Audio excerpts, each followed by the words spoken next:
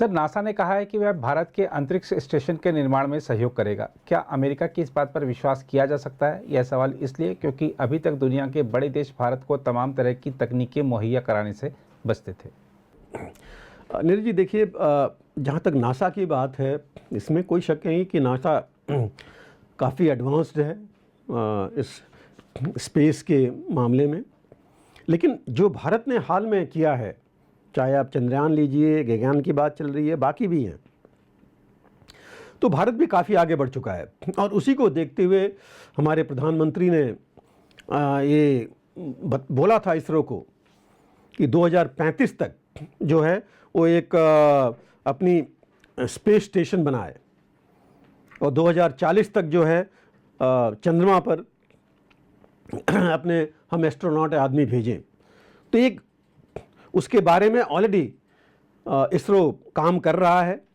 और आपने देखा कि चंद्रयान का क्या हुआ कि साउथ पोल जहाँ कोई नहीं पहुँचा, वहाँ पहुँच के और चंद्रयान ने अपना पूरा जो भी उसका टास्क था, जो भी काम था, पूरा हासिल किया। रूस ने भी भेजा था, लेकिन आपने देखा रूस का क्रैश हो गया, नहीं काम कर पाया। तो ये जो हम सफलता मिली इसरो को, ये पूरी दुनिया को तो लगा ही, नासा को भी लगा। लेकिन जो सबसे बड़ी चीज़ थी वो थी कि नासा एक्सपेक्ट नहीं कर रहा था कि इस तरह के इंजन से इस तरह की कैपेबिलिटी हासिल कर पाएगा इसरो। और सबसे बड़ी जो चीज़ थी कैपेबिलिटी के अलावा कि इतना कॉस्ट इफेक्टिव होगा। नासा के कॉस्ट से 1/4 तक कॉस्ट में जो है, 1/5 कॉस्ट में वही काम इसरो कर रहा है। तो नेचुरली लाइन लग जाएगी इसरो के लिए भी, सैटेलाइट लॉन्च व्हीकल से लेकर हर एक चीज़ के लिए। तो ये जो ऑफ़र है, जो नासा के एडमिनिस्ट्रेटर बिल नेल्सन आए थे भारत में और उन्होंने ऑफ़र दिया था कि वो जो है भारत को अपना स्पेस स्टेशन बिल्ड करने में, बनाने में सहायता देंगे। आई एम श्योर कि ये चाहते भी हैं, क्योंकि अभी तक जो स्पेस स्टेशन है वो रूस और अमेरिका ने मिलकर बनाया हुआ है, जो चल रहा है, जिससे रूस ने बोला है ऑलरेडी कि वो पुल आउट करेगा। चीन अपना स्पेस स्टेशन बनाने के कोशिश में है। तो अमेरिका भी चाहेगा ज़रूर कि कोई मिले, और भारत से अलावा और कोई मिल नहीं सकता जो कि जिसके पास ऑलरेडी इतनी कैपेबिलिटी है। तो मेरे हिसाब से तो एक अच्छा ऑफ़र लगता है उनका कि ये सिर्फ, और इसलिए अच्छा लगता है मुझे कि सिर्फ हमारे भारत के इंटरेस्ट में नहीं है, ये नासा के भी इंटरेस्ट में है कि इसरो के साथ वो कोऑपरेट करें।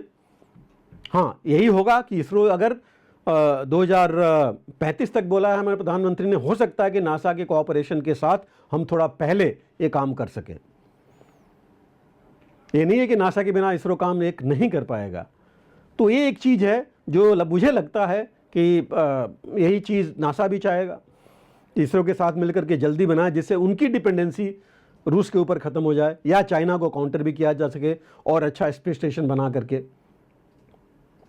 तो ये एक जो हम कह रहे हैं, इससे पहले देखिए नासा और इसरो ने एक कोलैबोरेशन भी साइन किया था पहले, एग्रीमेंट, जिसमें जॉइंट वेंचर्स के लिए उन्होंने एक सैटेलाइट तो अभी लॉन्च करने वाले हैं, निसार जिसका नाम है, और जो अगले साल शुरू में लॉन्च की जाएगी।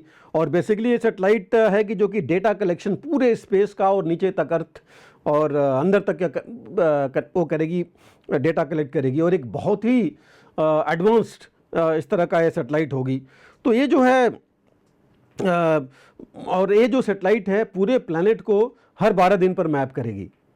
चेंजेस देखने के लिए कुछ और चीज़ें रह जाती हैं जो फोकस करने के लिए, तो मतलब बहुत ही एडवांस सैटेलाइट होगी।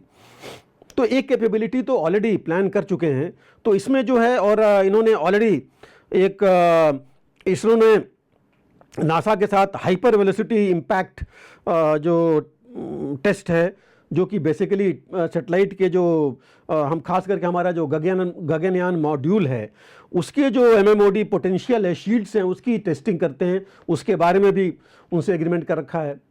तो काफ़ी हद तक हमने एग्रीमेंट्स इसरो ने कर रखा है नासा के साथ। तो नासा को भी लगा कि इतना आगे अगर बढ़ सकते हैं तो और क्यों नहीं हम इनको, भारत को साथ लेकर के चलें, जो ये पहले रूस के साथ कर रहे थे इस मामले में। और जहाँ तक भारत का सवाल है, भारत तो हमेशा चाहता है कि ग्लोबल जो स्पेस प्रोग्राम है उसमें जो है अपनी कैपेबिलिटी बढ़ाए और सेटेलाइट लॉन्च जो है भारत ने ये कर रखा है कि कम से कम अगले 10 सालों में 5 गुना बढ़ाए, क्योंकि बहुत बड़ी बात है। लेकिन 5 गुना अगर भारत ने सोच लिया है तो हमारे साइंटिस्ट कैपेबल हैं करने के लिए, और एक बहुत बड़ी बात होगी जो ये करें। तो जो फ्यूचर देखिए हमें ये सोच के बहुत चलना है, बहुत इम्पॉर्टेंट है कि जो फ्यूचर है स्पेस का बहुत बड़ा है, अनलिमिटेड है। वहाँ पर जो रेयर मिनरल्स हैं इतने प्योर फॉर्म में इतनी हैं कि हम सोच नहीं सकते। अभी तो अनुमान लगाए जा रहे हैं, अभी तो चंद्रयान से टेस्ट होगा। अगली बार भारत ने भी कहा है कि अगला जो चंद्रयान लॉन्च होगा वो वहाँ से ले करके भी आएगा कुछ मटेरियल, तो उससे पता लगेगा कि कितनी क्या चीज़ें हैं। तो स्पेस में अपॉर्चुनिटीज़ बहुत ज़्यादा हैं, और जो कहा जा रहा है कि ऑलरेडी अगर आप प्लानिंग देखिए, और कुछ नहीं, चाइना जो है $12 बिलियन ईयर मार्क कर रखा है अगले 2 सालों में स्पेस के लिए, और इसी तरह अमेरिका ने 2025 तक तकरीबन $93 बिलियन मार्क कर रखे हैं स्पेस रिसर्च के लिए।